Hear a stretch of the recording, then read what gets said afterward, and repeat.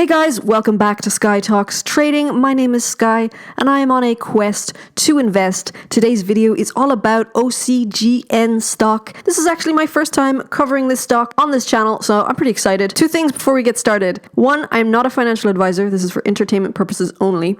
Two, because of this stock that I'm talking about today, I'm going to be having to talk about the whole situation that's been happening since, March of 2020. I'm pretty sure that YouTube doesn't like me saying the C word, so I'm gonna replace it with catamaran because it's the first C word that came into my head, and who doesn't love catamarans? They're lovely little boats. So I am excited for OCGN because they have plenty of catalysts right now and a lot of reasons for them to go on a very nice upward trajectory. One of those things is hope that the OCGN stock can at some point derive revenues from its rights to Bharat Biotech's Covaxin vaccine.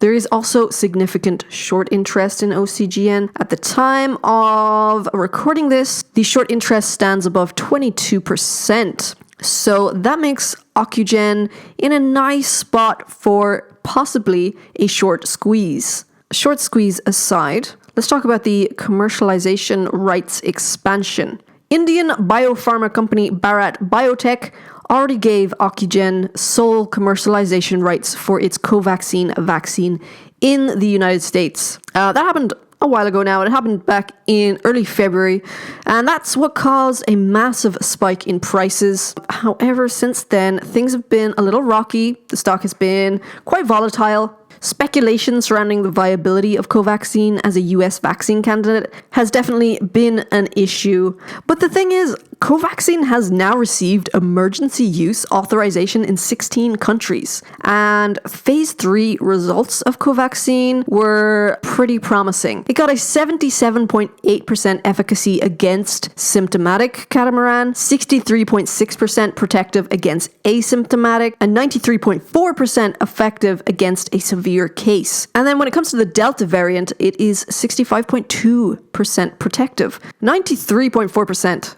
against a severe case. That is very high. The current flu vaccine efficacy is 40 to 60% in warding off the virus. FDA approved a vaccine under 60% efficacy, and this vaccine is 93% plus efficacy and 65% when it comes to the Delta variant. So it doesn't take much math skill to figure out why this one is definitely in a league of its own. An elite vaccine, if you will. This all points to more and more countries, including maybe the US, reaching out for this vaccine. At the end of the day, its prospects aren't solely tied to future US-based revenues. On June 3rd, Ocugen secured the commercialization rights for Covaxin in Canada.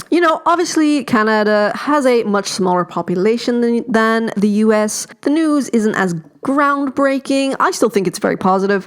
Canada's population is far from insignificant. I think there's quite a few people living there. Canada's 38 million residents, combined with the 332 million in the US, brings Ocugen's total addressable market for Covaxin to 370 million people. That roughly means that its potential revenues increased by 11.45% on June 3rd. So then we've got the whole case of the EUA to BLA. A big part of the narrative surrounding OCGN right now was that it was in position to receive emergency use authorization, that's EUA, from the Food and Drug Administration, the FDA. In late May, they submitted the necessary paperwork to the FDA to receive emergency use authorization.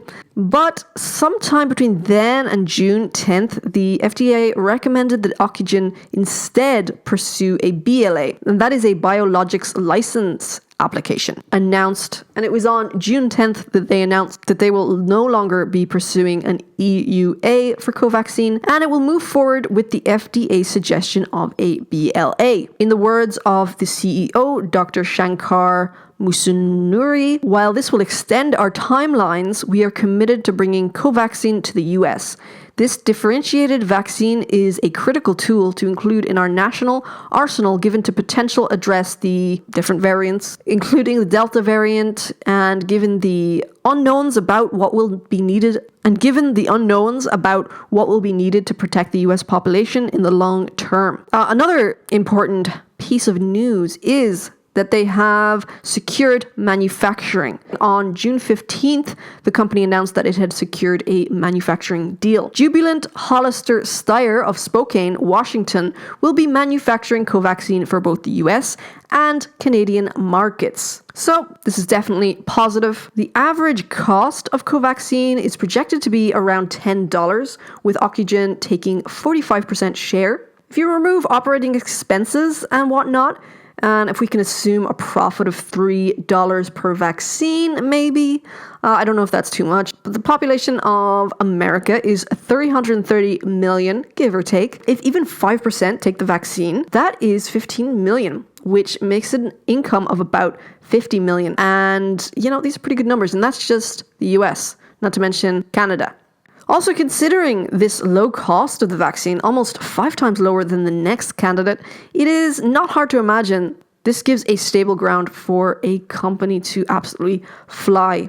Feeling pretty bullish about it. There's also these very promising tweets right here. CNBC interviewed Chief Scientist Dr. Soumya Swaminathan. I'm sorry, I'm very bad with pronunciation. Phase 3 data encouraging, expects data submission to be completed by this week and decisions to be taken by mid to late August. If you go to let's go to the max. This company had an all-time high of $660 back in 2014. Wow, imagine if you got in right now at $752. And it goes back to its all-time high. That would be some pretty nice returns. So guys, that is all for today. Let me know what you think of OCGN in the comments below. And let me know if you think it's going to go up to $663 sometime in the future. Okay guys, have a great day.